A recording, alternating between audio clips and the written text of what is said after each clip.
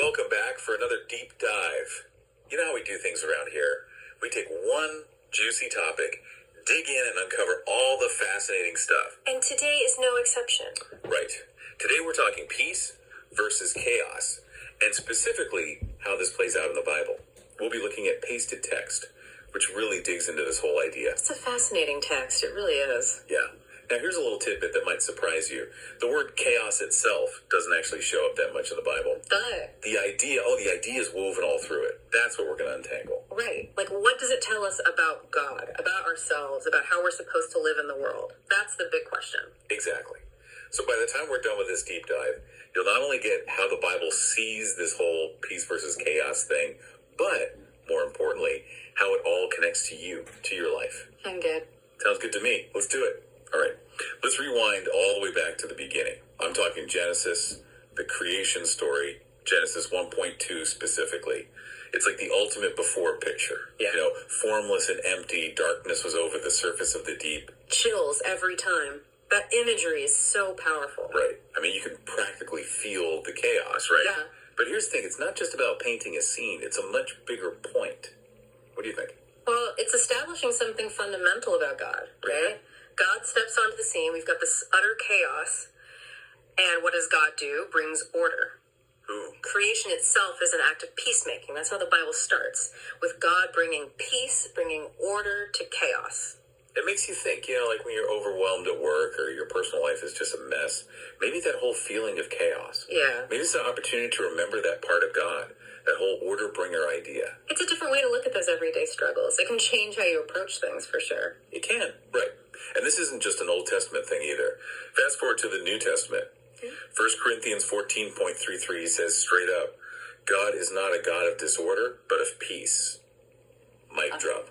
Mic drop for real. I mean, think about that. Seriously. Back then, a lot of cultures had these very fickle gods, gods who would cause chaos as easily as they'd stop it. But the Bible's God is different. Totally different. So God's all about order and peace. Yeah. But what does that mean for us, right? Like, how do we tap into that? There's a verse in Isaiah 26.3, that says, you will keep in perfect peace those whose minds are steadfast because they trust in you. No, that's a powerful promise. Yeah, perfect peace, just because we trust God. Is it really that simple? Well, the Bible's not saying life will be a walk in the park, bad things are going to happen. But it is saying that even when the world feels like it's falling apart, we can find this deep inner peace if our foundation is solid. If we trust in God. Exactly, if we trust in God. Wow.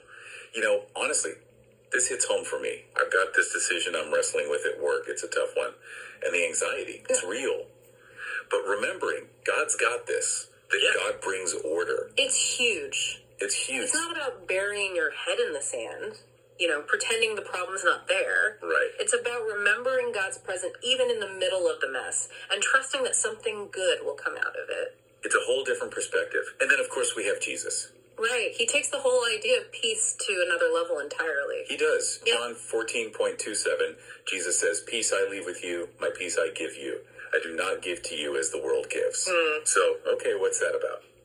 Well, there's peace, and then there's peace, right? There's the peace the world offers, the kind that depends on everything going our way. I see. But Jesus is talking about something much deeper, a peace that isn't affected by the ups and downs of life. So it's not just feeling calm when things are going good. It's about having this deep down peace even when life gets crazy. Exactly. It's a peace that comes from within, not from without.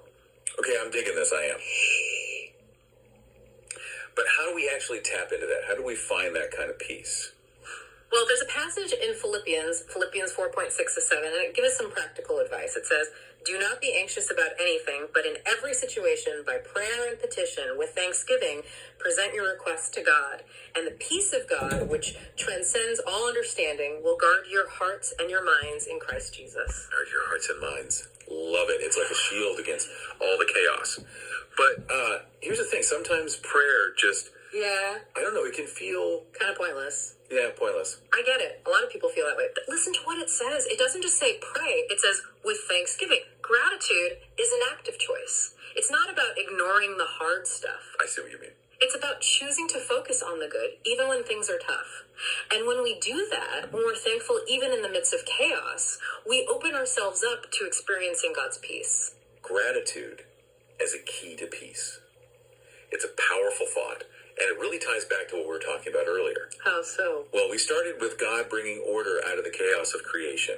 And now we're talking about how gratitude, this very personal choice, can help us find peace in the midst of our own chaos. It's a beautiful connection. The peace that God embodies, the peace that God brings to creation, it's a peace that we can experience too. It is. And it's not passive. It takes effort. It takes trust. And it takes gratitude. Exactly. So, for everyone listening, as we wrap up, here's a final thought. If God's nature is to bring order from chaos, and we're called to be more like God, what does that say about our role in bringing peace to the chaotic corners of our world, both within ourselves and around us? I'll leave you with that. Until next time, peace out.